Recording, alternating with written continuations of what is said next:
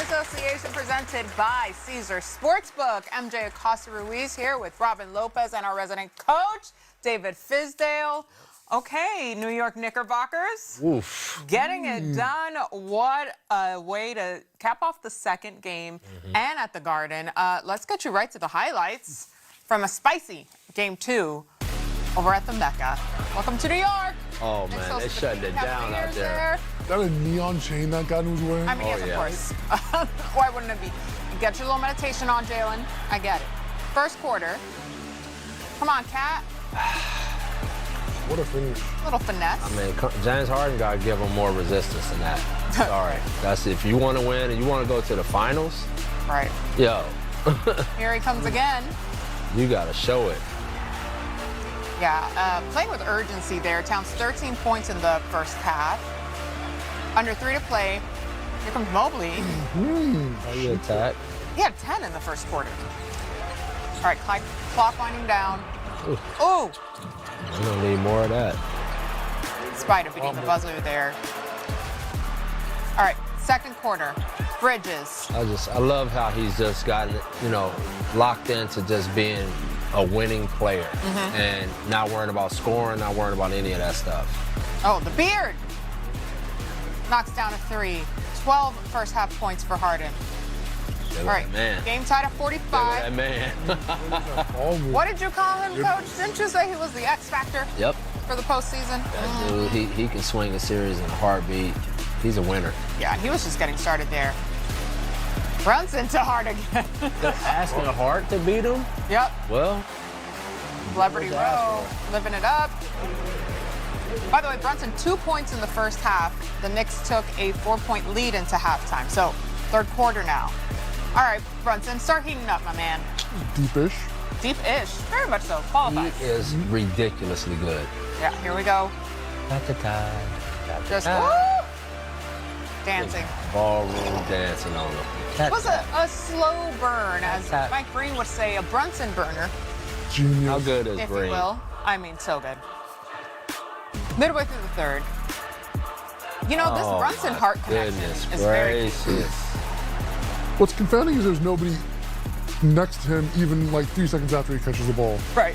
He is. What's going on? Hart, again. Somebody please guard him. He tucking in his napkin. Look at Ben Stiller. The silverware all the time in the world. I would also give a standing ovation. That was part of an 18-0 Knicks, 18-0 Knicks run. Ooh. See, that's where he just changes the whole dynamic. Is that space 5? Ooh. Their foot on the gas here. Fourth quarter. Mitchell. All right, little fight back from Cleveland. But OG with some strong moves there, making sure they remember where they were. Very next Knicks possession. I don't think the Cavs are going to forget. I don't think so. Ooh. Woo!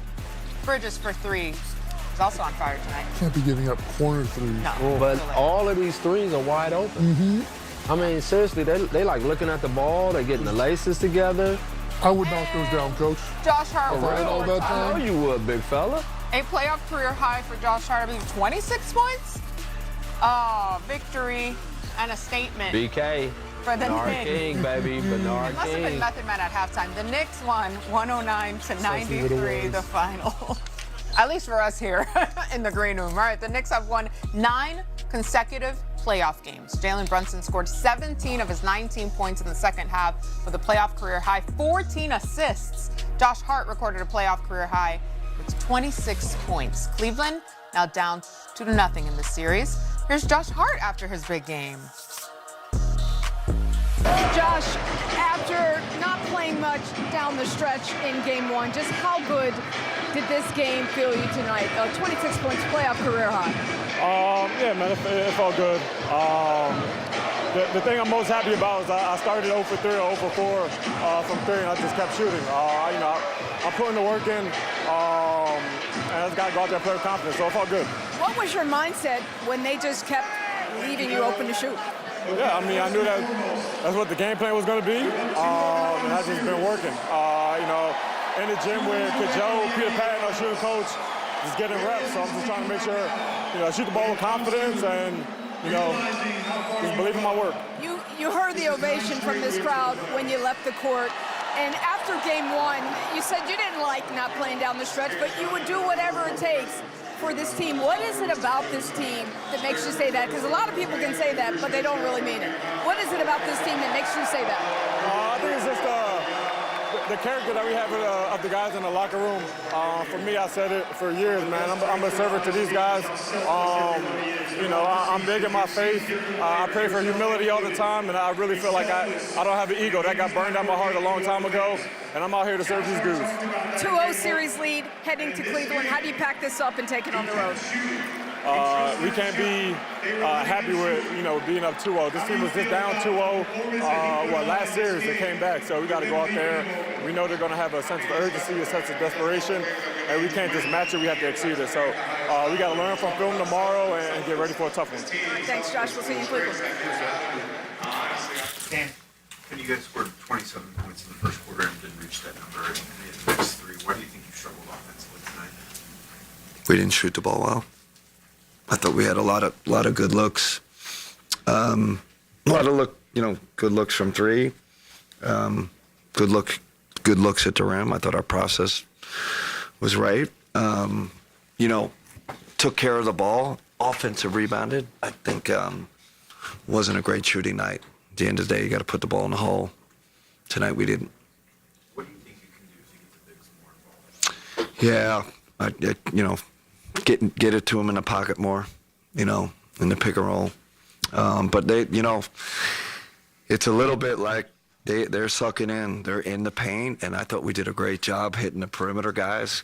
Bunch of swings, bunch of wide open threes. You gotta kind of take what the defense gives you. Obviously, they're trying to take away those guys. So I think if we would have made some shots early, it could have loosened them up a little. But we never found, the accuracy tonight. Brunson obviously didn't have as big of a scoring night, but 14 assists. Kind of what did you see out there? That's what great players do, right? They read the game, and the game dictated that. Obviously, we were loaded up more to him, and he found other guys. So we just got to find that balance, but 14 assists. But credit to him, right? Took away some of his scoring options, blitzed him, gave him different looks. He made the right reads, right place. You guys have been obviously much better at home throughout the postseason. So kind of what gives you guys the confidence that Yeah. going back there, you can sort of flip this now, stare it down? Listen, we're could easily stole game one. I thought our process was right tonight. So that gives me confidence going home. Obviously we got the great home crowd, have played well at home in the playoffs. So, we need to get our legs under us, quite honestly.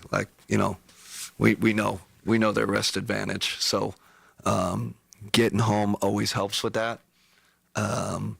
But definitely probably didn't have the juice tonight that we needed to, which is kind of, it's going to hit it sometime.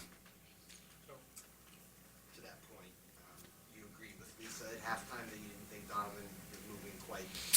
Yeah, but then after halftime, I thought he was moving well. So Don, he's not complaining about it to me. But I, did see him, trying to work through it. Probably some stiffness, but I asked him if he wanted to come out in the fourth quarter, and he's like, I'm fine. So I think he's fine. And then the other thing I wanted to follow up on, like you said, you got to find a balance, and you were talking more about loading up on Brunson. So does that mean that heart got loose tonight? For sure, you got to pick your poison. That's what the playoffs are about, right? You gotta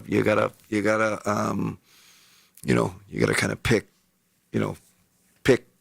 players or player that you got to help off of. So, those are the choices you make in the playoffs. Pre-game, you talked to us about the idea of when the bigs get more touches, it unlocks extra, whatever chemistry, I think it's the word you used. Then you said the second half, they were making the right read offensively, passing over the top for threes, but obviously you don't get to have that chemistry unlocked. Yeah. I think it was 0 shots for Mobley after halftime. Yeah. I mean, we got to look at it because that's obviously as well as Evan played in the first half. He should have more shots. Again, I could just say they were really tagging our rollers. They are in there. And, you know, my big kind of, you know, preaching to them these past day or two is hit the open man, and I felt like they did that. So, you know, we'll have to look at it. Of course, you always got the offensive boards. Can we get out and transition more? You know, that would be another way. But yeah, you're right, Dave. We got to find a way to get them involved more, even with the defense they're playing.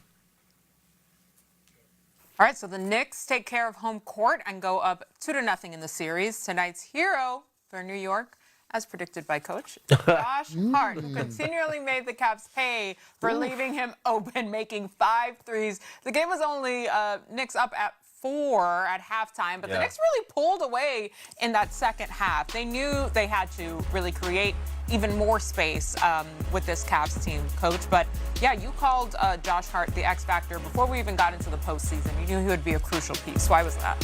He's a winner, and he's got all of the skill sets, right? But he just plays his role.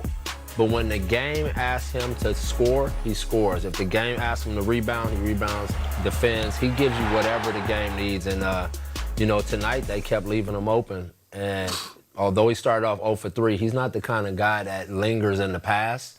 And he's just trying to help his team win, and what you saw was a great performance. Yeah, I love that he said that post-game with Lisa Salters. My ego's gone a long time ago. I'm just here to serve these guys. And you can see his unselfishness on the court, and it paid off for him with dividends today, Robin. Yeah, I mean, it was kind of frustrating how wide open they were leaving him. We were like, what? Like, these players weren't even under the same government jurisdiction. It was ridiculous. Like any NBA player, like if you give them time in They can make a space, shot. they're gonna knock that down. You at least gotta at some point close out to him, get a hand up. Yeah, no question. Coaches, we're looking at Brunson here, really becoming a playmaker for others. We saw this similarly in your phys tech in relation to SGA and the adjustments that he has to make. You know, he after scoring 38 last game, still ended with a double-double today, 14 assists, and that was intentional. The fact that he anticipated that they were going to adjust and start doing that after having a great game, right? Yeah. He comes out, he's patient, and you know, we talked about this a couple of weeks ago. The Knicks are going to go